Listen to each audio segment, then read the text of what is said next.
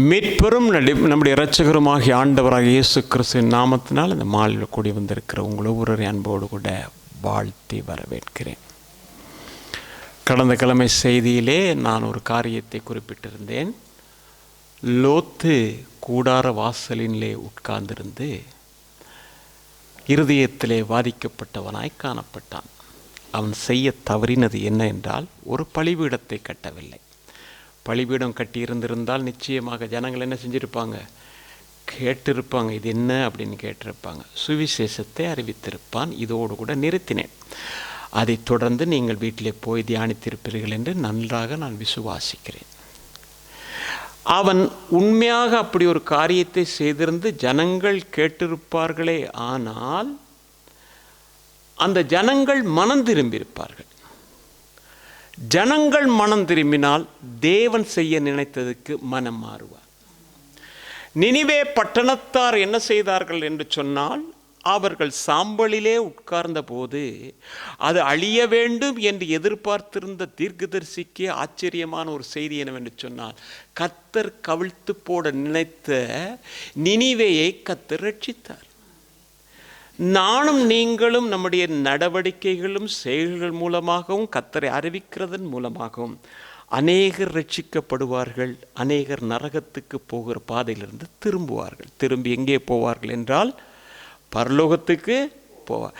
இவைகள் நம்மீது விழுந்த ஒரு கடமையாக இருக்கிறது. எனவே மனிதர்கள் இன்றைக்கு பாவம் செய்கிறார்கள், நாம் பார்க்கிறோம்.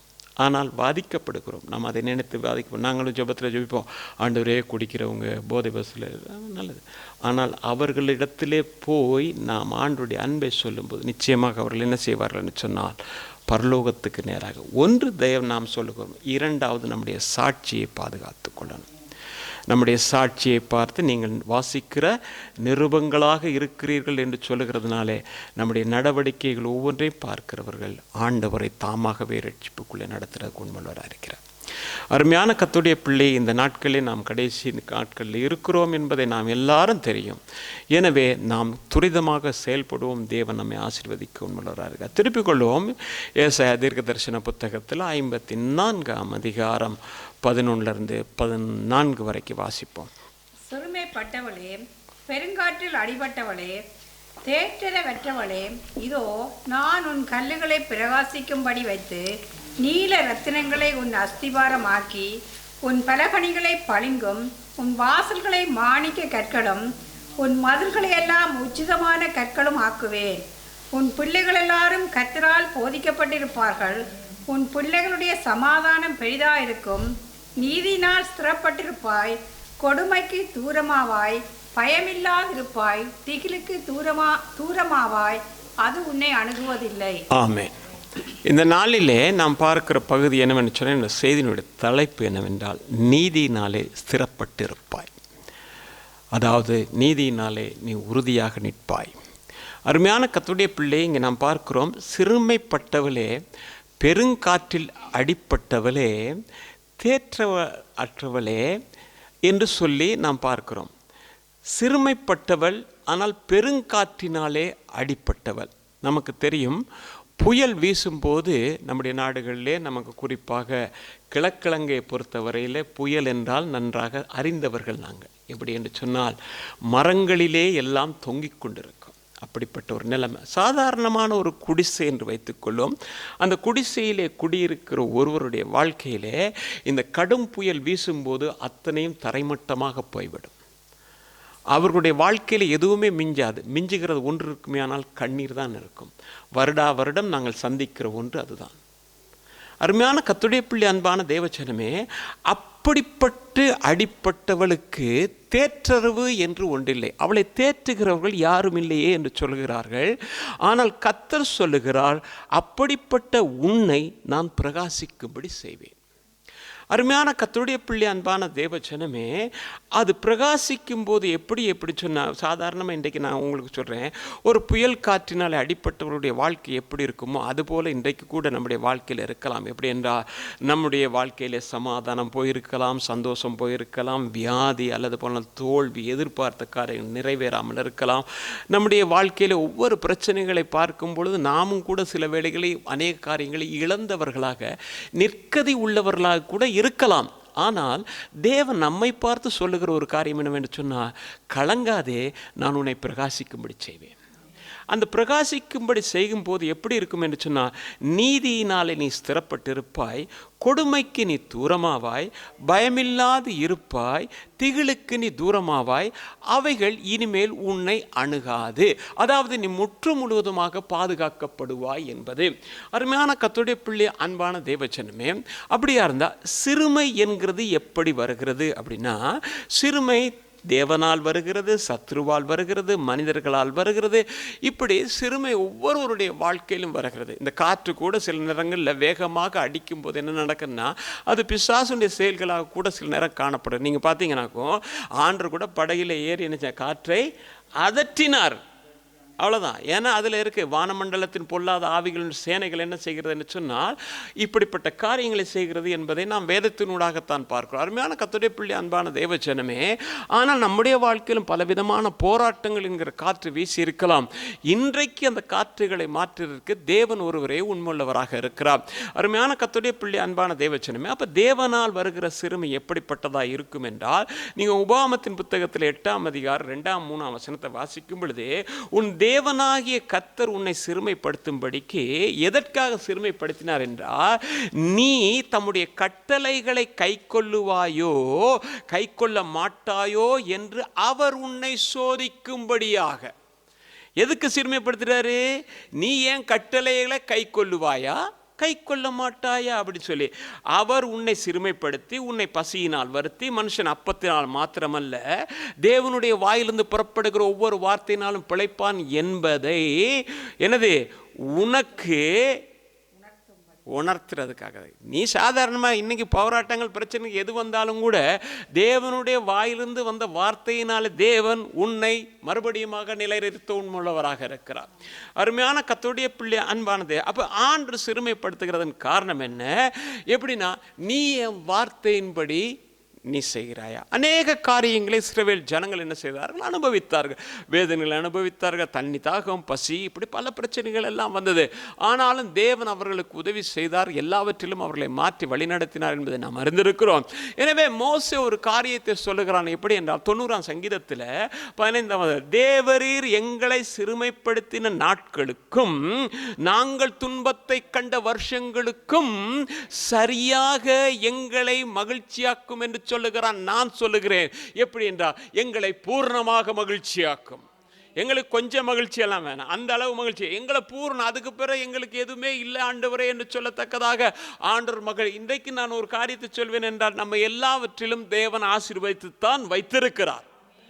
ஆனால் இன்னும் நம்முடைய வாழ்க்கையிலே வர வேண்டிய பூர்ணமான அந்த ஆசீர்வாதங்களை தேவன் தர வேண்டும் என்கிறது தான் நம்முடைய ஜெபமாக இருக்க வேண்டும். இன்றைக்கு மாலை கூடியிருக்கிற கர்த்தருடைய பிள்ளையை பலவிதமான காற்றுகள், போராட்டங்கள் நிமித்தமாக கடந்த வருஷங்கள் எல்லாம் அல்லது கடந்த மாதங்கள் எல்லாம் நான் கடந்து வந்தேன் என்று சொன்னால், நீங்கள் தேவனிடத்தில் சொல்ல வேண்டிய ஒரு காரியம், அதற்கு ஒப்பனையாக, அதற்கு சரியாக என்னை பூர்ணமாக நீர் மகிழ்ச்சியிலே திருப்தியாக்க வேண்டும் ஆண்டவரே என்று சொல்லுங்கள். கர்த்தர் அதை செய்ய உண்மையுள்ளவராக இருக்க. அருமையான கர்த்தருடைய பிள்ளை, அன்பான தேவஜனமே, சில நேரங்களில் மனிதர்களாலே நாம் சிறுமைப்படுத்தப்படுகிறோம். நீங்க வேதத்தில் வாசித்து பார்ப்பீங்கன்னாக்கும், ஆதியாகமத்தின் புத்தகத்தில் 29ஆம் அதிகாரம் 32ஆம் வசனம், லேயாள் கர்ப்பவதியாகி ஒரு குமாரனை பெற்று கர்த்தர் என் சிறுமையை பார்த்தருளினார். என்ன லேயாள் சொல்லுகிறாள்? கர்த்தர் என் சிறுமையை பார்த்தார். அருமையான கர்த்தருடைய பிள்ளை, அன்பான தேவஜனமே, லேயாள் யாக்கோபை நேசித்தாள். யாக்கோபினிடத்திலே அவள் அன்பை எதிர்பார்த்தாள். ஆனால் அந்த அன்பு கிடைக்கல. ஏனென்றால் அவனுடைய அன்பு சகோதரியாகிய ராகேல் மேல் இருந்தது. ஆனால் இதை கர்த்தர் பார்க்கிறார். இன்றைக்கு நீ சிறுமைப்படுத்தப்படும் பொழுது இந்த உலகத்திலே உன்னை நேசிக்க பார்க்க எந்த மனிதனும் இல்லாமல் இருக்கலாம், ஆனால் அதை தேவன் பார்க்கிறார் என்று சொல்லுவேன். என்னது அவ சிறுமைப்படுத்தப்பட அவ எப்படி அற்பமா எண்ணப்படுகிறா, அவ தூசியா எண்ணப்படுகிறா, அவ தூக்கி எறியப்படத்தக்கதானவளா எண்ணப்படுகிறார். ஆனால் அவைகள் அத்தனையும் கர்த்தர் காண்கிற தேவனாக இருந்தார். நீங்க வேதத்துல வாசித்து பார்ப்பீங்க, 29ஆம் அதிகாரத்துல 31ஆம் வசனத்தை வாசிக்கும் பொழுது கர்த்தர் கண்டு, யார் கண்டா? இந்த உலகத்துல என்ன உங்களை பார்க்கிறதுக்கு யாருமே இல்லைன்னு நாம நினைச்சுக்கலாம். ஆனா நம்மை உருவாக்கினவர், தம்முடைய ஜீவனை கொடுத்தவர், நம்மை அழைத்தவர், நம்மை தெரிந்து கொண்டவர், நம்மை ஆதரிக்கிறவர் ஒருவர் இருக்கிறார். அவருடைய கண்கள் எப்போதும் உங்கள் மேலும் என் மேலும் இருக்கிறது என்று சொல்லுவேன். அருமையான கர்த்தருடைய பிள்ளை, அன்பான தேவஜனமே, நானும் நீங்கள் ஆராதிக்கிற கர்த்தர் ஏதோ ஒன்றும் இல்லை. நம்முடைய ஆண்டவர் இன்றைக்கு மரித்தேன் சதா காலம் உயிரோடு இருக்கிறேன் என்று சொன்னவர் உலாவுகிற தேவனாகவே இருக்கிறார். அந்த உலாவுகிற தேவன் இன்றைக்கு மாலைவெல்லே உன் உள்ளத்துக்குள்ளே இருக்கிற வேதனை என்ன என்பதை தேவன் அறிகிறவராக இருக்கிறார். அருமையான கர்த்தருடைய பிள்ளை, அன்பான தேவச்சனமே, அப்படியா இருந்தா சங்கீதக்கார ஒரு ஜெபம் பண்றான் பாருங்க. எப்படின்னா, சங்கீதங்களுடைய புத்தகத்தில் 25ஆம் அதிகாரம் 16ஆம் வசனத்துல, என் மேல் நோக்கமாகி எனக்கு இறங்கும், நான் தனித்தவனும் நான் யாரு? தனித்திருக்கிற ஆண்டவரே.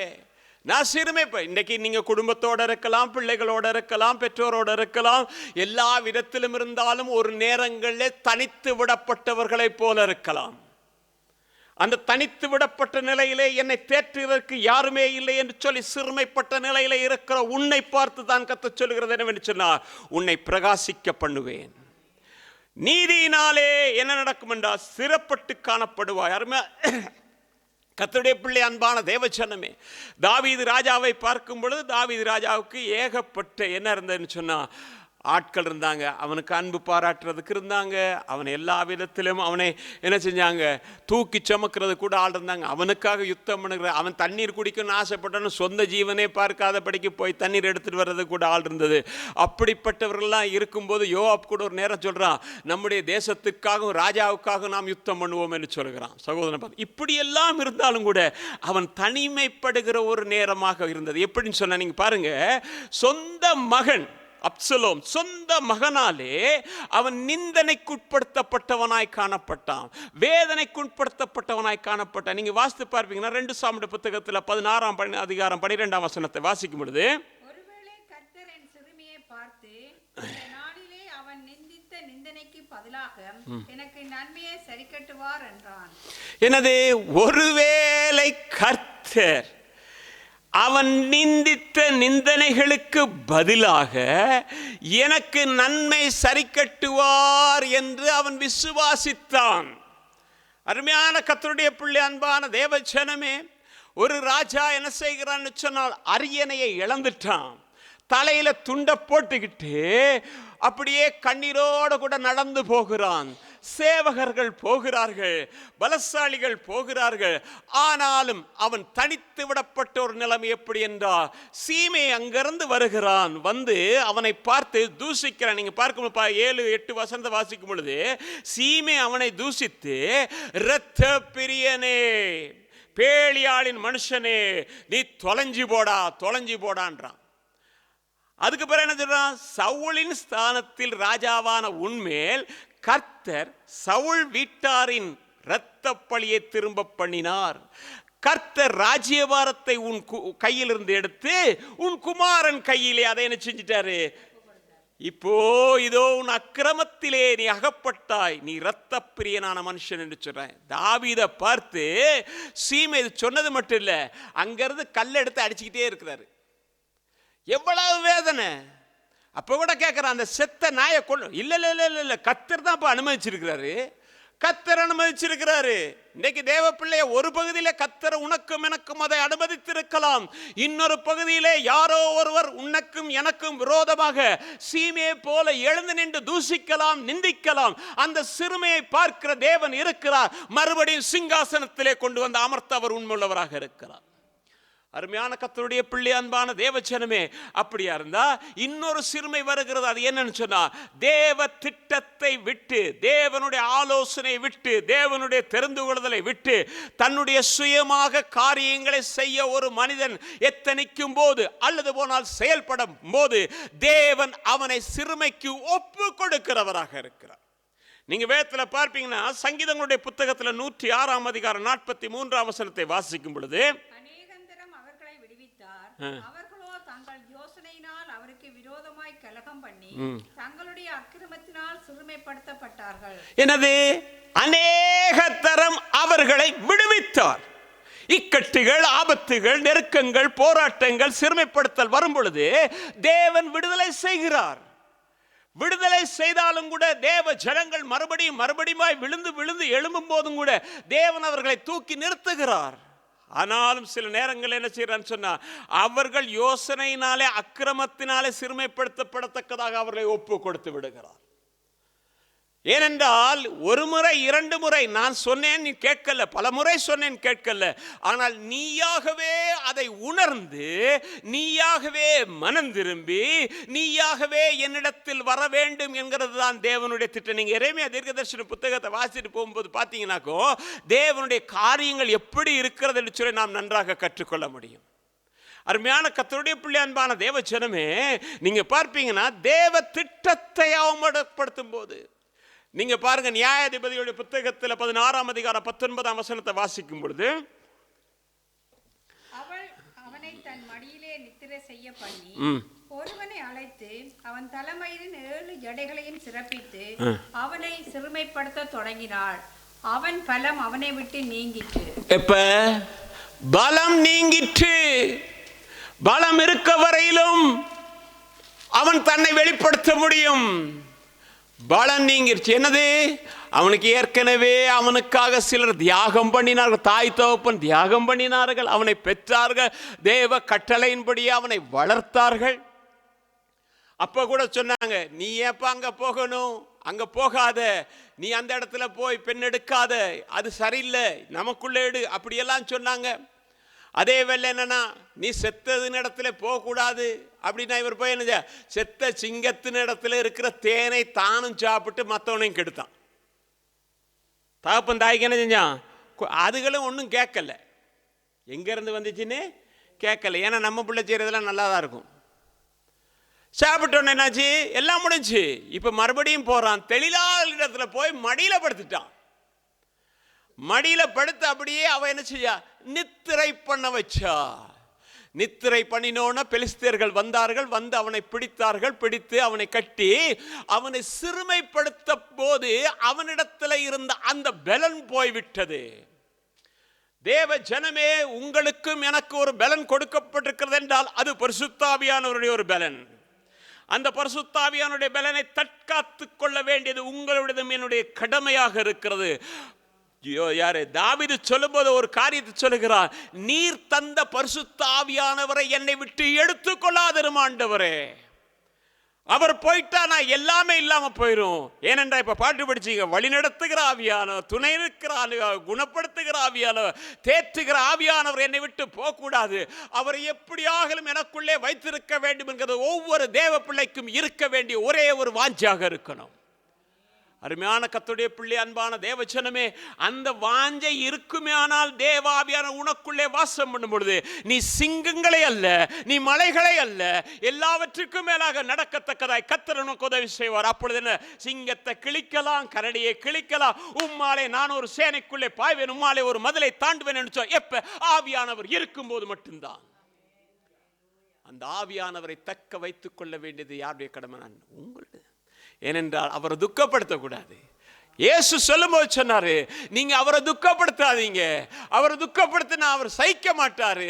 அருமையான கர்த்தருடைய பிள்ளைய, அந்த பரிசுத்தமான ஆவியானவரை நான் எனக்குள்ளே வைத்துக் கொள்ள வேண்டுகின்ற வாஞ்சியோடு கூட நாம் செயல்படுமானால் இந்த உலகத்திலே வெற்றி பெற்றவர்கள் நீங்கள் மட்டும்தான். அருமையான கர்த்தருடைய பிள்ளை, அன்பான, அப்ப என்ன நடக்குது? அவனை போட்டு சிறுமைப்படுத்தி கண்ணை புடுங்கி மாவரைக்க வச்சு கேலி பண்ணி எத்தனையோ ஆனாலும் நம்முடைய ஆண்டவர் இரக்கமுள்ள ஒரு தேவன். எந்த ஒரு பாவியா இருந்தாலும் சரி, அவன் மனம் திரும்பி ஆண்டவரே என்று சொன்னால், ஆண்டவர் சொல்ற, அவன் ஜெபிச்சதை பாத்தியா?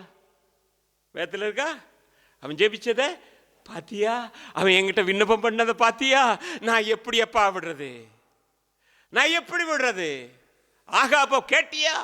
அவன் ஒருத்தன் போயிட்டு இதுக்குள்ள மாட்டிக்கிட்டான், இதுக்குள்ள சங்கிலினால் கல்லப்பட்டு முள்ளுக்குள்ள மாட்டிக்கிட்டான். அவன் விண்ணப்பம் பண்ணாலும் ஆண்டவர் கேட்கிறாரு. யோனா தீர்க்கதரிசி பிரசங்கம் பண்ண பிறகு அவங்க விண்ணப்பம் பண்ணாலும் கேட்கிறாரு. அப்படியா இருந்தா இன்றைக்கு நானும் நீயும் விண்ணப்பம் பண்ணும்போது தேவன் இரக்கமுள்ளவராக மன்னித்து ஏற்றுக்கொள்ள அவர் இன்றைக்கு உண்மையுள்ளவராக இருக்கிறார். அருமையான கர்த்தருடைய பிள்ளை, அன்பான தேவச்சனமே, இந்த நேரத்தில் இப்படிப்பட்ட சூழ்நிலை ஒரு காரியம் நடக்கிறது தெரியுமா? யோபு சொல்லும்போது சொல்றா, யோபு 24:14, கொலை பாதகன் பொழுது விடுகிற போது எழுந்து சிறுமையும் எளிமையுமானவனை கொன்று ராக்காலத்திலே திருடனை போல திரிகிறான். பிசாசு செயல்படுகிறதுக்கென்று ஒரு நேரம் இருக்கிற 3ஆம் ஜாமத்திலே ஆண்டவர் என்ன செய்கிறான்னு சொன்னா, உன்னையும் என்னை தட்டி எழுப்புகிறார். அந்த எழுப்புகிற நேரத்தில் அவனால் இருக்க முடியாது, அவன் ஓடி ஒளிந்துருவான். அதான் சொல்லுவாங்க, ராத்திரியில் பிசாசு வந்து 12 மணியோட கூட இறங்கி வந்து 2 மணிக்கெல்லாம் போயிடும் அப்படின்வாங்க. அந்த நேரத்தில் நம்ம காட்டில் என்ன செய்வான் தெரியுமா? உடுக்கடிக்கிறவன் எல்லாம் இருந்துக்கிட்டு கூப்பிட்டுக்கிட்டு இருப்பான். அந்த நைட்டில் தான். ஏன்னா அதுதான் ஆவியாமல் இறக்குற நேரம். ஆனால் நம்முடைய ஆவியான நம்ம எழுப்புகிற நேரம் அந்த காலை வேலையில் அவன் இருக்க மாட்டான், அவன் ஓடிடுவான். அதனால தான் என்ன சொல்லப்படுதுன்னா, தூங்குகிற நேரத்தில் தான் என்ன செய்வான்னா அவன் களைகளை கொண்டு விதைப்பான். விதைத்து என்ன செய்வான்னு சொன்னால், உன்னையும் என்னை கனி கொடுக்க விடாதபடிக்கு, உன்னையும் என்னை ஆசீர்வதிக்க விடாதபடிக்கு, நீ கனி கொடுக்கும் போது தேவன் உன்னை ஆசீர்வதிப்பார், என்னை ஆசீர்வதிப்பார். அந்த ஆசீர்வாதத்தை தடை பண்ணத்தக்கதாக உன்னை என்னை முடிக்க வேண்டும் என்பதற்காக பிசாசு அந்த இரவு வேளையில் இருந்தால் அவன் அதுக்குள்ள சுத்தி காரியங்களை செய்வான். ஆனால் தேவ பிள்ளையை நான் ஒன்று சொல்கிறேன், நம்முடைய ஆண்டவர் நமக்கு பக்கபலமாக இருக்கும் வரையிலும் உன்னையும் என்னையும் அவன் தொட முடியாது. யோபு இடத்திலே போகும்போது யோபுவை சுற்றிலும் வேலி அடைத்திருக்கிறதை கண்டு பிசாசு போய் முறையிடுகிறான். அந்த வேலியை எடுக்காத வரைக்கும் நான் ஒன்றும் செய்ய முடியாது, அந்த வேலியை எடுத்து போடு, அப்பொழுது உன் பிள்ளையை தொடுவேன், உன்னை தொடுவேன், உன் கணவனை தொடுவேன், உன் மனைவியை தொடுவேன், உன் வேலையை தொடுவேன், எல்லாத்தையும் நான் தொடுவேன். எப்ப தெரியுமா? அந்த வேலி இல்லாமல், அந்த வேலியை ஆண்டவர் அகற்றாதபடிக்கு உனக்கும் எனக்கு போட்டு வைத்திருக்கிறார் என்று சொல்லுகிறேன். அந்த வேலி இருக்கும் வரையிலும் எங்களை ஒன்று செய்ய முடியாது. அந்த வேலி என்ன? பரிசுத்தாவியானவர் என்ற வேலி. ஹல்லேலூயா. அருமையான கர்த்தருடைய பிள்ளை, அன்பான தேவச்சனமே, அப்படியா இருந்தா என்ன செய்யறான்? பிசாசு பார்க்கிறா, என்னடா இவங்க ஆசீர்வதிக்கப்பட்டுட்டே இருக்கிறாங்க, நல்ல கனி கொடுக்குறாங்க, வீடுகள் எல்லாம் நிறையுது, வாழ்க்கையில் எல்லாம் கிடைக்குது, அப்படின்னா இவங்களுக்கு விரோதமாகத்தான் நான் ஏதாவது செய்யணும். இவங்களை எப்படி சிறுமைப்படுத்த முடியும்? சிறுமைப்படுத்துகிறது மட்டுமில்ல, இவங்களுக்கு வேதனையின் மேல் வேதனையை கூட்டணும். அதை வியாதியை கொண்டு வரணும், வேலை இடத்துல பிரச்சனை கொண்டு வரணும், குடும்பத்தில் பிரச்சனை கொண்டு வரணும், பிள்ளைகள் இடத்துல பிரச்சனை கொண்டு வரணும், படிப்புல பிரச்சனை, ஏதாவது ஒன்று செய்தா தான் அவனுக்கு நிம்மதியா இருக்கணும் அவனு. ஆனா தேவன் அதை அனுமதிக்கிறது இல்லை. நீங்க பாருங்க, உபாகமத்தின் புத்தகத்தில் 26ஆம் அதிகாரம் 6ஆம் வசனத்தை வாசிக்கும் பொழுது,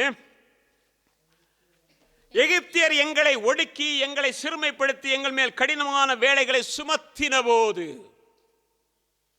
எகிப்தியர் என்ன செஞ்சாங்க? எங்களை ஒடுக்குனாங்க, எங்களை சிறுமைப்படுத்தி எங்கள் மேல் கடினமான வேலை. பிசாசு செய்யறதுதான். எப்படிடா இவனை என்ன விதத்தில் அவனை ஒடுக்க முடியுமோ அப்படி ஒடுக்கலாம். போற இடங்கள்ல தோல்வி, போற இடங்கள்ல பிரச்சனை, போற இடங்கள்ல வியாகுலமான காரியங்கள் எல்லாம் கொடுத்தா இவன் என்ன செஞ்சிருவான்னு சொன்னா தேவனை மறுதலிப்பான்னு சொல்லி அவனுக்கு நினைப்பு. ஆனால் தேவ ஜனங்கள் அந்த நேரத்தில் கரங்களை உயர்த்தும் போது தேவன் அங்கிருந்து கேட்க உண்மையுள்ளவராக இருக்கிறார். இஸ்ரவேல் ஜனங்கள் ஒடுக்கப்பட்டார்கள், எகிப்தியர் நிமித்தம் ஒடுக்கப்பட்டார்கள், அவருடைய வாழ்க்கையில அநேக கடினமான சுமைகளை சுமத்தினார்கள். அவர்கள் முறையிட்ட போதோ தேவன் அதற்கு செவி கொடுத்தார். இன்றைக்கு மாலை கூடியிருக்கிற கர்த்தருடைய பிள்ளையே, தேவனை நோக்கி நீ பார்க்கும் பொழுது இன்றைக்கு தேவன் உனக்கும் எனக்கு செவி கொடுக்கவராக இருக்கிறார். அருமையான கர்த்தருடைய பிள்ளை, அது குடும்பத்திலேயா இருக்கலாம், தொழிலையா இருக்கலாம், பிள்ளைகளா இருக்கலாம், வாழ்க்கையில ஒரு பெரிய கடினமான பாதைக்குள்ளே நீ கடந்து போய் கொண்டிருக்கலாம். ஆனால் நான் இன்றைக்கு உனக்கு சொல்கிறேன், எங்கேயோ இருந்து நீ பார்க்கும் பொழுது ஒரு சூரிய உதயத்தை நீ பார்க்கிறாய். அந்த சூரிய உதயமானது இந்த இருளை நீக்கிறதா இருக்கிறது. அருமையான கர்த்தருடைய பிள்ளை, அன்பான தேவச்சனமே, அப்ப சில நேரங்களில் கர்த்தரே என்ன செய்கிறார்னா சிறுமைக்கு நம்மை ஒப்பு கொடுக்கிறாரு. ஒப்பு கொடுத்து நம்ம சரி செய்யறதுக்காக காரியங்கள் செய்கிறார். எதுக்காக அப்படின்னா, நீங்க வயத்தில் வாசித்து பார்க்கும் பொழுது சங்கீதங்களுடைய புத்தகத்தில் 44ஆம் அதிகாரம் 24ஆம் வசனம், ஏன் உம்முடைய முகத்தை மறைத்து எங்கள் சிறுமையையும் எங்கள் நெருக்கத்தையும் மறந்து விடுகிறீர். என்னது? கர்த்தர் முகத்தை மறைச்சி சிறுமைக்கு ஒப்பு கொடுக்கிறார். கர்த்தர் முகத்தை மறைத்து சிறுமைக்கு ஒப்பு கொடுக்கிறார். அப்படின்னா என்ன? அப்படின்னா கர்த்தருடைய முகம் தெரியாம இருக்கும். கர்த்தரை பார்த்தா தெரியாது. நீங்க வேதத்தில் பார்க்கும் பொழுது ஒரு காரியத்தை நான் உங்களுக்கு மேற்கோள் காட்டுகிறேன். எப்படின்னா, இயேசு கிறிஸ்து தேவனுடைய குமாரன், தேவனுடைய சித்தத்தை செய்கிறவர். என் பிதாவின் சித்தத்தையே செய்ய நான் வந்தேன், அதெல்லாம் வேற எதையும் செய்ய மாட்டேன்னு பரிசுத்தராயிருக்கிறவர். இப்ப அவருக்கு சிறுமைப்படுத்தப்படுகிற ஒரு நேரம் வந்து விட்டது. சிலுவையிலே இருக்கிறார். நீங்க மத்தேயு எழுதின சுவிசேஷத்தில் 27ஆம் அதிகாரம் 45, 46 வாசிக்கும் பொழுது 6ஆம் மணி நேரம் முதல் 9ஆம் நேரம் வரைக்கும் பூமி எங்கும் அந்தகாரம் உண்டாயிற்று. 9ஆம் மணி நேரத்தில் இயேசு ஏலி ஏலி லாமா சபத்தேனி என்று மிகுந்த சத்தமிட்டு கூப்பிட்டார். அதற்கு என் தேவனே என் தேவனே ஏன் என்னை கைவிட்டீர் என்று அர்த்தம். அருமையான கர்த்தருடைய பிள்ளை, அன்பான தேவச்சனமே, பிதாவுடைய முகம் மறைக்கப்பட்டது, அந்தகாரம் சூழ்ந்து கொண்டது. அந்த அந்தகாரத்தின் மத்தியிலே வேதனையினாலே துடிக்கிறார். என்ன தெரியுமா? பிதாவின் முகம் மறைக்கப்பட்டு விட்டது. காரணம் என்னவென்றால், இந்த உலகத்தின் பாவம் அத்தனை தாமே சுமந்து கொண்டது நிமித்தமாக பிதாவோடு கூட இருக்கிற அந்த முகம் மறைக்கப்பட்டது. அதுவரைக்கும் பிதாவே என்று சொல்லும் பொழுது எல்லாம் நடந்தது. இப்ப அந்தகாரம், பாவ இருள் அங்கே மூடிவிட்டது. அதனால துடிக்கிறார். எனக்கு அருமையான கர்த்தருடைய பிள்ளை, அன்பான தேவச்சனமே, பாவம் ஒரு மனிதனை தேவனை விட்டு பிரிக்கிறது என்று தெளிவாக வேதம் சொல்லுகிறது. இன்றைக்கும் கூட பாவம் என்று ஒன்றிருந்தால் தேவனுடைய முகத்தை நமக்கு மறைக்கிறதா இருக்கிறது. அந்த முகம் மறைக்கப்படும் பொழுதுதான் பலவிதமான இக்கட்டுகள், பலவிதமான போராட்டங்கள், பலவிதமான நெருக்கங்கள் உண்டாகிறது. நீங்க வேதத்தில் வாசித்து பார்ப்பீங்கன்னு சொன்னா, நியாயாதிபதிகளுடைய புத்தகத்தில் 6ஆம் அதிகாரம் 6ஆம் வசனத்தை வாசிக்கும் பொழுது, இப்படி மீதியானியராலே இஸ்ரவேலர் மிகவும் சிறுமைப்பட்டார்கள். அப்பொழுது இஸ்ரவேல் புத்திரர் கர்த்தரை நோக்கி முறையிட்டார்கள். என்னது? இஸ்ரவேல் புத்திரர் என்ன செஞ்சாங்க அப்படின்னு சொன்னா, மீதியானியராலே சிறுமைப்படுத்தப்பட்டார்கள். சிறுமைப்படுத்தப்பட்டாங்க. தேவ ஜனம் ஏன் சிறுமைப்படுத்தப்பட வேண்டும்? எதற்காக இது வந்தது அப்படின்னா, முதலாம் வசனத்தில் சொல்லப்பட்டிருக்கிறது, பின்னும் இஸ்ரவேல் புத்திரர் கர்த்தரின் பார்வைக்கு பொல்லாப்பானதை செய்தார்கள். அப்பொழுது கர்த்தர் அவர்களை 7 வருஷம் மீதியான கையில் ஒப்பு கொடுத்துட்டார். ஏன்னா, நான் எத்தனை மறந்தாப்பா இவங்களை தூக்கி தூக்கி நிற்பார், கொஞ்சம் நேரம் தட்டிக்கிட்டி அழகா சேப் பண்ணித்தான். கர்த்தருடைய பிள்ளைகளை இப்போ என்னையா இருந்தாலும் கர்த்தர் கொடுப்பாரு. கொடுத்து என்ன சரியா சேப் பண்ணு. இது என்னன்னா இப்படி அப்படி வளைஞ்சிக்கிட்டே இருக்குது. அப்போதான் குடும்பத்தில் பிரச்சனை, அப்போதான் தனிப்பட்ட வாழ்க்கை பிரச்சனை, அப்போதான் போராட்டம். இப்போ சேவ் பண்ணுறது கொடுக்குறாரு. அவர் ஒன்றும் செய்ய மாட்டார், ஒப்பு கொடுக்குறாரு, பொறுப்பெடுத்துக்க. அவன் எப்படா பொறுப்பு எடுக்கிறேன்னு தான் ரெடியாக இருக்கிறான். அவன் சாதாரண இல்லை. எப்போ நீங்கள் கொடுப்பீங்களோ அந்த நேரம் நான் சேவ் பண்ணி தர்றேன். நீங்கள் சொல்லி தானே கேட்கணும். நீங்கள் அன்புள்ளவர், கேட்க மாட்டாங்க. என்கிட்ட கொடுத்தீங்கன்னா நான் அழகாக தட்டி எடுப்பேன். தட்டி எடுக்கும்போது தான் அல்லேலூயா.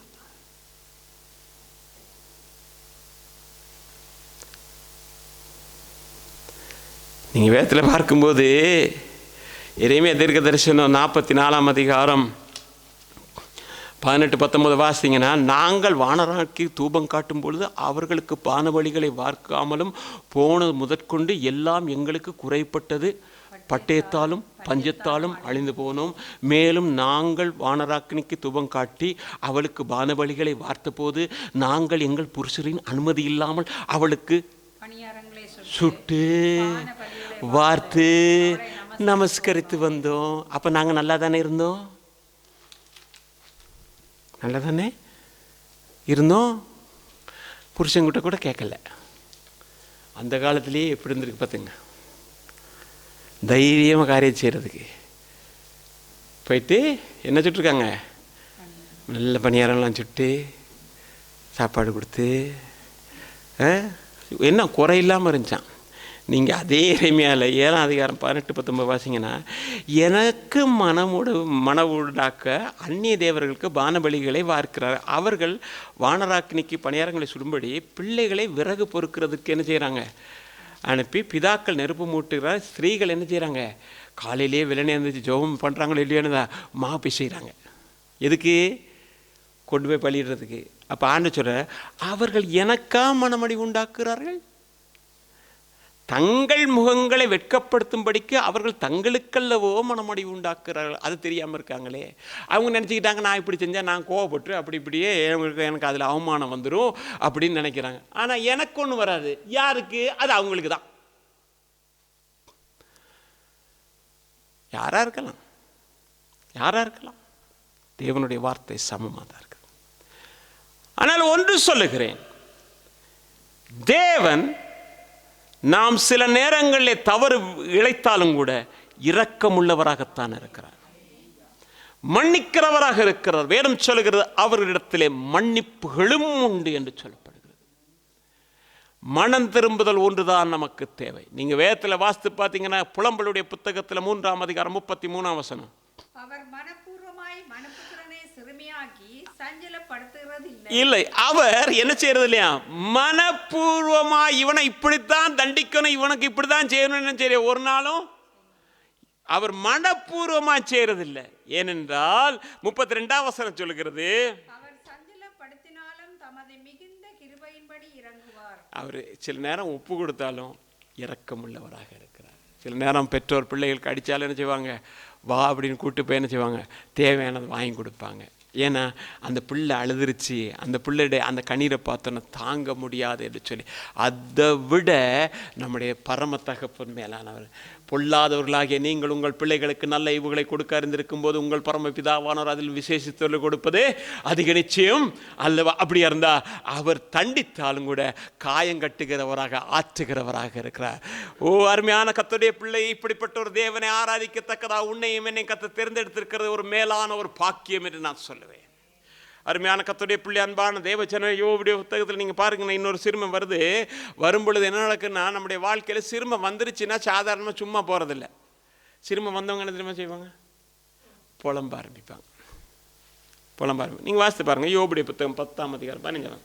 நான் துன்மார்க்கனா இருந்தால் எனக்கு ஐயோ, நான் நீதிமானா இருந்தாலும் என் தலையை நான் எடுக்க மாட்டேன், அவமானத்தால் நிரப்பப்பட்டேன், நீர் என் சிறுமியை பார்த்தருளும். என்னது அதிகரிக்கிறது? அவமானம். அவமானம் வந்து என்ன நடக்கும், தனியாக புலம்பிட்டு போகணும். அப்படிதானே? என்னங்க, இல்லை நான் தனியாக பேசிக்கிட்டு இருக்கேன். சரி சொல்லுவாங்க, கேட்டிருக்கீங்களா? முந்தைய ஒரு காலத்தில் தனியாக பேசினா பைத்தியன்வான். இப்போ அப்படிலாம் சொல்ல மாட்டான், டெலிஃபோன் பேசிட்டு போகிறானா இருக்கும் அப்படின்ட்டுவான். ஆனால் அவனுக்கு தனியாக போகும்போது பேசிட்டு போகிறது என்ன தனியாக. நீங்கள் பாருங்கள், ட்ராம்பில் அங்கெல்லாம் தனியாக பேசுவான், காதில் இருக்காது, ஒன்றும் இருக்காது, நேராக செட்டிலைட்டோடைய தொடர்பாக இருப்பான். ஏன் புலம்பல் வருது? சிறுமம் வந்துருச்சுன்னா புலம்பல் வந்துடும், அவமானம் தாங்க முடியாது. நீங்கள் பார்ப்பீங்கன்னா ஆண்டு சொல்கிறாரு ஏசாயா 51:21, ஆகையால் சிறுமைப்பட்டவளே மதுபானம் குடியாமல் வெறி கொண்டவளே கேள் அப்படின்றாரு. நீ குடிக்கல, நீ வெறிக்கல, ஆனால் நீ புலம்பிக்கிட்டு இருக்கியே. குடிச்சவன் தானே புலம்புவான், ஆனால் குடிக்காமலே புலம்புறிய ஏன் அப்படின்னா, நீங்கள் பாருங்க ஏசாயா 29ஆம் அதிகாரம் 9ஆம் வசனத்தில் சொல்லப்பட்டிருக்கு, தரித்து நின்று திகையுங்கள், பிரமித்து கூடுங்கள், வெறித்திருக்கிறார்கள் திராட்சரசத்தினால் அல்ல, தள்ளாடுகிறார்கள் மதுபானத்தினாலும் அல்ல. நிக்க முடியல, தள்ளாடுது, எங்க விழுவேன்னு தெரியல, தள்ளாடுது. ஆனா குடிச்சு வரல, வெறித்து வரல. இந்த அவமானமும் நிந்தையும் வந்தபோது நிற்க முடியாதபடிக்கு தள்ளாடுதல் வருகிறது. அருமையான கர்த்தருடைய பிள்ளை, அன்பான தேவச்சனமே, அப்ப மதுபானம் எதுக்கு அப்படின்னா, சாகிறவனுக்குத்தான் மதுபானம். வேதத்தில் நீங்க பாத்தீங்கன்னாக்கோ, நீதிமொழிகள் 31:6 பாத்தீங்கன்னாக்கோ, மடிந்து போகிறவர்களுக்குத்தான் மதுபானம் தேவை. இன்னைக்கு அநேகருடைய வாழ்க்கையில் எப்படின்னா, என்னத்துக்காக நான் உயிரோடு இருக்கணும், எதுக்காக நான் உயிரோடு இருக்கணும், நான் செத்தா நல்லா இருக்குமே. நீ செத்தா யாருக்குமே நல்லதுன்னு இல்லை, உனக்கும் நல்லது இல்லை, எவனுக்கும் நல்லது கிடையாது. அது வேற விஷயம். அதாவது ஒரு மனிதன் உயிரோடு இருக்கிறதற்காகத்தான் அழைக்கப்பட்டிருக்கிறான். அவன் சாகிறதுக்காக, தற்கொலை பண்ணுறதுக்காக இல்லை. அவன் உயிரோடு இருக்கணும், காரியங்கள் நிறைவேற்றப்படணும், எல்லாம் இருக்குது. அன்றைக்கு ஒரு காரியம் ஒன்று நான் வாசிச்சேன். என்னென்னா, ஒரு பெண், அவள் திருமணம் முடிச்சிட்டா. திருமணம் முடித்து நல்ல ஒரு குடும்ப வாழ்க்கையில் இருந்து, அவன் ஒரு வியாபாரி. வியாபாரம் செஞ்சுட்டு இருக்கும்போது திடீர்னு என்னென்னு சொன்னால், அந்த வியாபாரம் லொஸ்ட்டாக போயிருச்சான். லொஸ்ட்டாக போனோன்னா அவன் குடிக்க ஆரம்பித்தான். இவகிட்ட இந்த பணத்தை எடுத்து, அந்த குடிக்கிறதுக்காக இந்த பணத்தை எடுத்துன்னா இவங்களுக்குள்ள பிரச்சனை வந்த உடனே, அப்போ சரின்ட்டு இருக்கும்போது திடீர்னு பார்த்தா அவன் விவாகரத்து வாங்கிட்டான். இவளும் போயிட்டா. போனதுக்கு பிறகு இவ தனித்திருக்கும்போது இவங்கிட்ட ஒருத்தன் வருவான், வந்து பேசி பழகி அப்படியெல்லாம் இருக்கும்போது அவன் தன்னை எப்படி சொன்னான்னா, நான் கல்யாணம் முடிக்காதவன் அப்படி. அப்போ இவளை இருந்துட்டு அப்போ ஒரு நாள் திடீர்னு அவன் சொன்னான், நீ இப்படிப்பட்ட ஒரு சூழ்நிலை இருக்கிற, நான் உன்னை திருமணம் முடிக்கிறேன் அப்படின்ட்டு. அப்போ இவ சரின்ட்டு இப்போ இவங்க விவாகரத்து அந்த தீர்ப்பு வர்ற அன்னைக்கு தீர்ப்பு வந்துருச்சு. வந்தோடனே இவளுக்கு ஃபோன் பண்ண எடுக்கல. அப்போ நேராக அந்த வீட்டுக்கு போனால் அவன் நின்னா அவகிட்ட அங்கேருந்து இன்னொருத்தி வந்து கேட்குறா, இது யார் அப்படின்னு கேட்குறா. இவ சொல்கிறா, நான் இவரை கல்யாணம் முடியும். எப்படி கல்யாணம், நான் தான் கல்யாணம் முடிச்சிருக்கேனே அப்படின்னு. மனம் அடிவானோன்னு அவன் யோசிக்கிறா, நான் என்ன செய்யணும், தற்கொலை பண்ணுவோமான்னு யோசிக்கிறா. அப்போ அவள் எடுத்த முடிவு என்ன, தற்கொலை பண்ணக்கூடாது, நான் வாழணும். எத்தனையோ பேருடைய வாழ்க்கையில் இன்றைக்கு அப்படிப்பட்ட சூழ்நிலைகளுக்கு போயிட்டு அவர்கள் முடிவெடுத்தது என்ன, வாழணும். தற்கொலை ஒரு கோழைத்தனம் என்று சொல்லி இன்றைக்கி அநேகர் அதை செய்கிறாங்க. அதெல்லாம் ஒரு பிரயோஜனமற்ற, அவங்களெல்லாம் பேசி வேலை இல்லை. அதான் ஒரு முறை ஒரு இதில் பார்த்தேன், ஒரு தாய்கிட்ட வந்து சொல்லுவான், அம்மா நான் சாக போகிறேன் சொல்லியிருக்கீங்க. கடைசியில் நான் சாக போகிறேன் விட்டுருவா. அப்போ தான் தாய் கேட்பா, ஏன் அவன் கேட்பான் தாய்கிட்ட, ஏன் இந்த முறை நீ என்னை தடுக்கலை, சாகிறதுக்கு உனக்கு எத்தனையோ வழி தெரியுது, வாழ்கிறதுக்கு உனக்கு ஒரு வழி கூட தெரியலையா, திருப்பி எனக்கு நீ உயிரோட செத்துப்போ அப்படின்னா. அதுக்கு பிறகு இருந்தான். ஆனால் நம்முடைய வாழ்க்கையிலும் கூட எப்படின்னா, பிரச்சனைகள் போராட்டங்கள் வர நேரம், மனக்கலக்கங்கள் வர நேரம், பிசாசு அதை எப்படி கொண்டு போகிறோன்னா, நீ எதுக்காக உயிரோடு இருக்க அப்படின்னு அவன் அதுக்கு நேராக என்ன செய்வானா, நம்மளை வழி நடத்துகிறான். ஆனால் கர்த்தருடைய பிள்ளைகள் எப்போதும் அவனுக்கு இடம் கொடுக்கக்கூடாது. அவனுக்கு இடம் கொடுக்காதபடிக்கு நான் தேவனை பார்ப்பேன், நான் மறுபடியுமாக எழுந்திருப்பேன், நான் எத்தனை முறை விழுந்தாலும் கூட என் தேவன் என்னை தூக்கி நிறுத்த வல்லவர் என்று சொல்லி ஒரு கர்த்தருடைய பிள்ளை நினைக்கும் போது தேவாவியானவர் எப்ராஹிமை கரம் பிடித்து நடத்தினது போல அவர் நடத்த உண்மையுள்ளவராக இருக்கிறார். அருமையான கர்த்தருடைய பிள்ளை, அன்பான தேவச்சனமே, அப்போ சிறுமைப்பட்டவர்கள் என்ன செய்யணும்னு சொன்னால் வேண்டுதல் செய்கிறவர்களாக இருக்கணும். நீங்கள் சங்கீதங்களுடைய புத்தகத்தில் 10ஆம் அதிகாரம் 17ஆம் வசனத்தை வாசிக்கும்போது,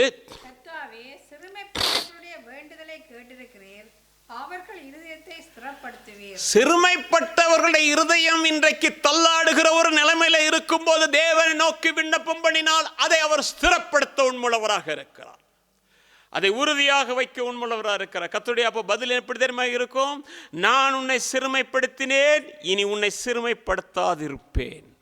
நீங்கள் நான் உன் புத்தகத்தில் 1ஆம் அதிகாரம் 17ஆம் வசனம் 12ஆம் வசனத்தை வாசிக்கும்போது பார்த்தீங்கன்னா, நான் உன்னை சிறுமைப்படுத்தினேன், இனி உன்னை என்ன செய்ய மாட்டேன், சிறுமைப்படுத்த மாட்டேன். எந்த காரியத்துக்கு நான் இன்றைக்கு மாலையில் கூடி இருக்கிற கர்த்தருடைய பிள்ளையே, நீ சாத்தானால் சிறுமைப்படுத்தப்பட்டிருக்கலாம், மனிதர்களால் சிறுமைப்படுத்த அல்லது தேவனாலே தேவன் அனுமதித்து சிறுமைப்படுத்தப்பட்டிருக்கலாம். ஆனால் இன்றைக்கு நீ ஆண்டவரே என்ன மன்னிங்க, ஆண்டவரே எனக்கு ஆண்டவரே நீங்கள் எனக்கு உதவி செய்யுங்க ஆண்டவர்னு சொன்னால் ஆண்டு சொல்வார், இனிமே நீ சிறுமைக்கு உட்பட மாட்டாய், நான் உன்னை அனுமதிக்க மாட்டேன், நான் உன்னை பாதுகாப்பேன். அருமையான கர்த்தருடைய பிள்ளை, அன்பான தேவச்சனமே, அப்படியா இருந்தால் ஸ்திரப்பட்டு நாம் உறுதிப்பட வேண்டுமானால் நாம் ஒரு நல்ல தீர்மானத்துக்கு வரணும். 2 எஜமான்களுக்கு நான் ஊழியம் செய்ய மாட்டேன். 2 எஜமான்களுக்கு ஏன் நீதினால நான் ஸ்திரப்படணுமா இருந்தால் நான் 2 எஜமான்களுக்கு ஊழியம் செய்ய மாட்டேன். நீதினால ஸ்திரப்படுகிறதை நான் இந்த கோணத்தில் நான் இப்படி பார்க்கிறேன். வாசிக்கலாம். நீதிமொழியுடைய புத்தகத்தில் 25ஆம் அதிகாரம் 5ஆம் வசனம். ராஜாவின் முன்னின்று துஷ்டரை நீக்கிவிடு, அப்பொழுது அவருடைய சிங்காசனம் நீதியினால் நிலைநிற்கும். எப்ப நீதினால் நிலை நிற்கும்? துஷ்டனை நீக்கணும். துஷ்டன் யாரு? பிசாசு. அவனுடைய கிரியைகள், அவனுடைய ஆலோசனைகள், அவனுடைய வழிநடத்தல்கள், அவனுடைய எல்லா காரியத்தை நீ விட்டு விலகும் போது சிங்காசனம் நீதியினாலே நிலை நிற்கும். அதுதான் 2 எஜமான்களுக்கு நாம் எப்பொழுதும் ஊழியம் செய்ய முடியாது. ஒன்று தேவனுக்கு ஊழியம் செய்யணும், இல்லை என்றால் பிசாசுக்கு ஊழியம் செய்யணும். நாம் ஜெபிக்கும் போது கூட கேட்டோம், 2 நினைவுகளாலே குந்தி நடக்கிற அனுபவமானது கர்த்தருடைய பிள்ளைகளுக்கு இருக்கக்கூடாது. கடந்த கிழமை நான் எலியாவை சொல்லும் போது கூட சொன்னேன், தைரியமாக சொன்னான், ஒன்று தேவனோடு கூட இரு, இல்ல பாகாலோடு கூட இரு. நீ யாரோடு இருக்கிறாய் என்பது எனக்கு பிரச்சனை இல்லை, நீ எடுக்க வேண்டிய முடிவை தெளிவாய் எடு என்று அவன் சொன்னான். இன்றைக்கு மாலை கூடி இருக்கிற கர்த்தருடைய பிள்ளையே, துஷ்டனுடைய கிரியைகள் நம்மிடத்திலே காணப்படும் போது அது எப்படின்னா, ராகேல் லாபானுடைய விக்கிரகங்களை தலையின் மேல் வைத்து சுமந்து கொண்டு வந்தாள். ஆனால் இப்பொழுது அந்த விக்கிரகங்கள் அவளை சுமந்து கொண்டிருந்தது. கூடாரத்து மேல வச்சுட்டு அது மேல உட்கார்ந்து இருந்தா இல்லையா, இப்ப அந்த விக்கிரகங்கள் அதை சுமந்து. யாரு காரணம்? விக்கிரகமா? நீதானே கொண்டு வந்த. நீ அதை அகற்றாத வரையிலும் அது உன்னை விட்டு விலகாது. தேவ பிள்ளையை, இன்றைக்கு பிசாசுடைய காரியங்கள் எதுவாக இருந்தாலும், சிறிய காரியமா இருக்கலாம், பெரிய, ரொம்ப பேர் நினைக்கிற பெரிய பெரிய காரியங்கள் தான். இல்ல, சின்ன காரியங்களாக இருந்தாலும் கூட அவன் எங்கே இடம் கிடைக்கும் என்றுதான் பார்ப்பான். எனவே அவனை விரட்டினாதான் சிங்காசனம் நீதினால் நிரப்பப்படும். அருமையான கர்த்தருடைய பிள்ளை, அன்பான தேவ ஜனமே, அப்ப நீதி என்று சொல்லும் பொழுது அந்த சிங்காசனம் எந்த நீதினால் நிரப்பப்பட வேண்டும் என்றா, நீதியின் ராஜாவாகிய என் ஆண்டவராகிய இயேசுவினால் மட்டும்தான் நிரப்பப்படணும். நீங்க அதை கவனிச்சுக்கிட்டே வாங்க. நான் கொண்டு வர அந்த இதை கவனிச்சுட்டே வந்தீங்கன்னா தான் விளங்கும். எப்படின்னா, அந்த சிங்காசனத்தில் என் ஆண்டவர் அமரணும். நீங்க பார்த்தீங்கன்னா எபிரேயருடைய புத்தகத்தில் 7ஆம் அதிகாரம் 2ஆம் வசனத்தை, இவனுக்கு ஆபிரகாம் எல்லாவற்றிலும் தசமபாகம் கொடுத்தான், இவனுடைய முதற்பேராகிய மெல்கிதேஸ்கு என்பதற்கு நீதியின் ராஜா. இவன் வம்ச வரலாறு இல்லாதவன். அவன் யார் என்றால் இயேசுவுக்கு ஒப்பனையான ஒரு சத்தியம் என்று சொல்லி நாம் பார்க்கிறோம். அப்படியா இருந்தா நீதியின் ராஜா சிங்காசனத்தில் இருக்க வேண்டுமானால் துஷ்டனை நாம் அகற்ற வேணும். சிங்காசனத்தில் அவர் இருக்கும்போது என்ன நடக்கும்னா, அற்புதங்கள் நடக்கும். அருமையான கதை என்றும், பின்பு சாலமோனின் ராஜா என்பதற்கும் சமாதானத்தின் ராஜா என்றும் அர்த்தம். அப்ப அவர் வந்தா சமாதானம் வரும், சந்தோஷம் வரும், வெற்றி வரும், விடுதலை வரும். அருமையான கர்த்தருடைய பிள்ளை, அன்பான தேவ ஜனமே, சங்கீதக்காரன் கூட சொல்லும்போது சொல்றா, சங்கீதம் 4:1 எப்படின்னா, என் நீதியின் தேவனே என்று சொல்லுகிறான். அப்ப தேவனே நீதியா இருக்கிறார். அவர் தான் அங்க உட்காரணும். அவர் எப்ப வருவாரு? சத்துரு போகணும். சத்துரு போய் சத்துருடைய கிரியைகள் போகணும். நீங்க பாத்தீங்கன்னாக்கோ, ஏசாயா தீர்க்கதரிசன புத்தகத்தில் 6ஆம் அதிகாரம் 1ஆம் வசனத்தை வாசிக்கும் பொழுது, உசியா ராஜா மரணமடைந்த வருஷத்திலே தேவன் உயரம் உன்னதமான சிங்காசனத்திலே வீட்டிருக்க கண்டேன். அவருடைய வஸ்திரத்தின் துங்களினாலே தேவாலயம் என்ன செய்தது? நிரப்பப்பட்டு இருந்தது. எப்ப? அந்த துஷ்டனாகிய உசியா மரித்தான். அகம்பாவம் பிடித்தவன் மரித்தான். நான் என்று சொன்னவன் மரித்தான். தேவனுடைய வார்த்தைக்கு எதிர்த்து நின்றவன் மரித்தான். மரித்த போது தேவன் சிங்காசனத்திலே இருந்தார். இன்றைக்கு உன்னுடைய வாழ்க்கையில், என்னுடைய வாழ்க்கையில் அற்புதம் நடக்கணும். சிங்காசனம் நீதினால் நிரப்பப்பட வேண்டுமானா, நீதியின் ராஜாவில் அமர வேண்டுமானா, உசியா மரிக்கணும், துஷ்டன் அங்கிருந்து போகணும். போனாதான் அவர் அங்க வர முடியும். அவனையும் நேசிப்பேன், உண்மையும் நேசிப்பேன். நான் ரொம்ப கஷ்டம். ஆவியானவர் ஒரு நாள் போராட மாட்டார். ஆவியானவர் ஒரு நாள் எதிர்த்து நிற்க மாட்டார். அவர் விலகிடுவார். அருமையான கர்த்தருடைய பிள்ளை, அன்பான தேவஜனமே, அப்ப என்னன்னா, தேவாலயம் அதன் மேல என்ன செய்து? வஸ்திரத்தொங்களாலே நிறைந்திருந்தது. தேவாலயம் யாரு? நானும் நீங்களே தேவனுடைய ஆலயமா இருக்கிற, தேவனுடைய ஆவியான உங்களுக்குள்ளே வாசமா இருக்கிறார் என்றும் அறியாதிருக்கிறீர்களா?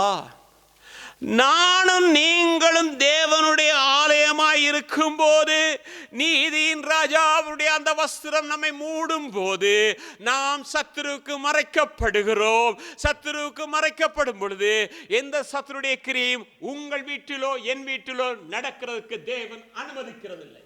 அது அனுமதிக்கிறதில்லை, முடியாது. ஏனென்றால் அதற்றை மிஞ்சி போறதுக்கு முடியாது.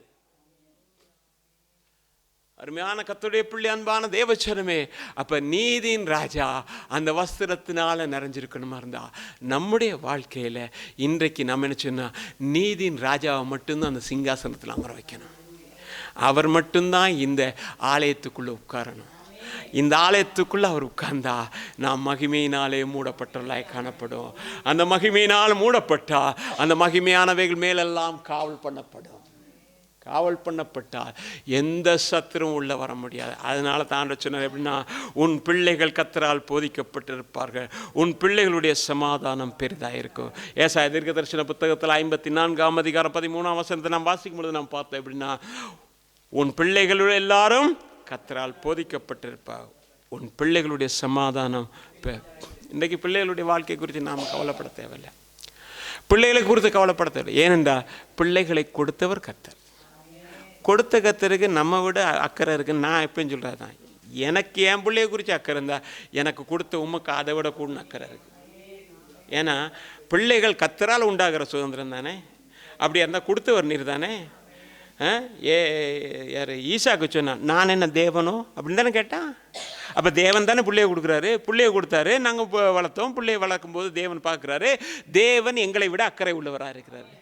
ஏற்ற நேரங்களில் ஏற்ற காரியங்களை ஏற்ற விதமாய் செய்கிற தேவன், தேசத்திலே மழையை பண்ணுகிறவர், இன்றைக்கு நம்முடைய வீடுகளிலும் குடும்பங்களிலும் அதை செய்ய உண்மையுள்ளவராகவே இருக்கிறார். அருமையான கர்த்தருடைய அப்ப நீதியின் ராஜா அங்க வந்து அப்படியே ஸ்திரப்பட்டு உறுதியா உட்கார்றதுக்கு நம்ம அனுமதிச்சதுக்கு பிறகு ஆண்டவர் சொல்றாரு, கொடுமை ஒன்று தேடி வராதப்பா. எந்த மனுஷனுடைய கொடுமையும் வராது, பிசாசுடைய கொடுமையும் வராது, எதுவுமே நடக்காது. நீ வேலை செய்கிற இடத்துல நீ ஆசீர்வதிக்கப்படுவ, உன் குடும்பத்தில் நீ ஆசீர்வதிக்கப்படுவ, பிள்ளைகள் மத்தியில் ஆசீர்வதிக்கப்படுவ, பிள்ளைகள் ஆசீர்வதிக்கப்படுவாங்க, அவங்க செய்கிற காரியங்கள் ஆசீர்வதிக்கப்படும், அவருடைய படிப்புகள் ஏன் தெரியுமா? அந்த இடத்துல தேவன் அங்கே உன்னை பாதுகாக்கிறார். நீங்கள் பார்த்தீங்கன்னாக்கோ அடுத்து என்னது? பயமில்லாது இருப்பாய். பயம் இன்னைக்கு ரொம்ப பேருக்கு பயம் என்ன தெரியுமா? அடுத்தது என்ன நடக்குமோ தெரியாது, எங்கள் வாழ்க்கையில் என்ன நடக்குமோ தெரியாது. நாம் பயப்பட தேவையில்லை. ஏனென்றால் தேவன் நமக்கு பயமுள்ள ஆவியை கொடுக்கலை. நமக்கு அதுக்கு பதிலாக கொடுத்துருக்கேன்னா பலமும் அன்பும் தெளிந்த புத்தியும் உள்ள ஆவியை தான் கற்றுக்கொள்ள. இந்த தெளிந்த புத்தி உள்ள ஆவி இல்லைன்னு சொன்னால் நம்ம எப்பயும் பயந்துருப்போம். ஏன்னா தெளிந்த புத்தி உள்ள ஆவியை தெரியுமா? கர்த்தர் எனக்காக யாவையும் செய்து முடிப்பார். என் தேவன் எனக்காக எல்லாவற்றையும் முடிக்கிறதுக்கு உண்மையுள்ளவராக இருக்கிறார். என் தேவன் என்னை அழைத்தார். எதற்காக அழைத்தார்னா சும்மா அழைக்கலை. எனவே தான் வேதம் சொல்கிறது, அழைப்பும் கிருபாவரங்களும் மாறாதவைகள். எவர்களை முன் குறித்தாரோ அவர்களை அழைத்தார், எவர்களை தெரிந்து கொண்டாரோ அவர்களை வழி நடத்தினார். அப்படிப்பட்ட தேவன் உன்னையும் என்னை இந்நாள் வரைக்கும் வழி நடத்த, இனிமேலும் வழி நடத்த அவர் உண்மையுள்ளவராக இருக்கிறார். பயப்படுகிறதுக்கு நாம் தேவனால் உண்டாகலை. பயம் தேவனால் உண்டானதல்ல, நாம் தேவனால் அப்படின்னு நாம் உண்டாகலை. நாம் பயப்படாத இருப்போம். நம்முடைய எதிர்காலத்தை கர்த்தரிடத்தில் கொடுப்போம். நமக்காக நீதியின் சூரியன் உதிக்கிறது. நீதியின் சூரியனுடைய அந்த ஒளி நம்முடைய குடும்பங்களில் படுது, வீடுகளில் படுது, சபையில் படுது. தேவன் ஆசீர்வதிக்க உண்மையோட அருமையான கர்த்தருடைய பிள்ளை அன்பான தேவச்சனமே, அடுத்தது திகிலுக்கு நீ என்ன செய்வ? அங்கேருந்து செய்தி வரும், இங்கே இருந்து வரும், இந்த செய்தி நாளைக்கு வருமா, நாளன்னைக்கு வருமா அப்படின்னு நீ எதிர்பார்க்காத, நீ பயப்படாத. எந்த செய்தியும் வராது. தேவன் உனக்கு நன்மையானது இல்லாமல் தீமையானது எதையும் தர மாட்டார். ஏனென்றால் நம்மை அழைத்த இவன் எப்படி தெரியுமா? நமக்கு எல்லாவற்றையும் நன்மையாக செய்து முடிப்பார். வேதத்தில் நீங்கள் பார்த்தீங்கன்னா ஒரு அருமையான வசனம் தெரியுமா? இஸ்ரவேலை ஆசீர்வதிப்பதான் கர்த்தருக்கு பிரியம். வேறு எது ஆண்டவரே உங்களுக்கு என்ன பிரியம்? எனக்கு என் ஜனத்தை ஆசீர்வதிக்கணும், என் ஜன ஆசீர்வாதமாக இருக்கணும், அதுதான் பிரியம். நம்முடைய குடும்பங்கள் ஆசீர்வாதம், எல்லாவற்றையும் கர்த்தர் ஆசீர்வதிப்பார், சபை ஆசீர்வதிப்பார். நாம் செய்ய வேண்டிய காரியங்கள் நாம் செய்யணும். செய்தால் தான் கர்த்தர் செய்ய வேண்டிய காரியத்தை செய்வார். செய்யும்போது மிகுந்த திரளான ஆசீர்வாதங்களை கர்த்தர் நம்ம கொடுப்பார். இந்த மாதிரி நமக்கு ஒரு கொஞ்ச நேரம், ஏன்னா இவ்வளோ வேகமாக போனது, கொஞ்ச நேரம் நாம் ஜெபிக்கப்போம், அதுக்கு பிறகு நாம் பந்திக்காய் கடந்து போம். கொஞ்ச நேரம் நல்ல ஆண்டவரே இந்த வார்த்தையின்படி எங்களை நீர் ஆண்டு ஆசீர்வதிக்கணும் அப்படின்னு சொல்லி நாம் ஜெபணுமா? ஆண்டவருடைய வார்த்தையானது ஜீவன் உள்ளது. நான் உன்னை பிரகாசிக்க பண்ணுவேன். நீ இன்றைக்கு காற்றினாலே அடிப்பட்ட நிலையில் எல்லாத்தையும் இழந்து கூட வந்திருக்கலாம். எனக்கு இதெல்லாம் மறுபடியும் கிடைக்குமான்ற நிலையில் வந்திருக்கலாம். ஆனால் சிறுமைப்பட்டவளே, பெருங்காற்றில் அடிப்பட்டவளே, தேற்றவற்றவளே, இதோ நான் உன் கல்லுகளை பிரகாசிக்கும்படி வைத்து நீல ரத்தினங்களாலே உன்னை அஸ்திபாரமாக்கி உன் பலகணியை பளிங்கும், உன் வாசல்களை மாணிக்க கற்களோ, உன் மதில்களெல்லாம் உச்சிதமான கற்களுமாக்குவேன். உன் பிள்ளைகள் எல்லாரும் கர்த்தராலே போதிக்கப்பட்டிருப்பா. உன் பிள்ளைகளுடைய சமாதானம் பெரிதாக இருக்கோ. நீதினாலே நீ ஸ்திரப்படுவாய். ஓ கொடுமைக்கு தூரமாவாய், பயமில்லாதிருப்பாய், திகிலுக்கு தூரமாவாய். அது இனிமேல் உன்னை அணுகாது என்று கர்த்தர் சொல்லுகிறார். ஹல்லேலூயா.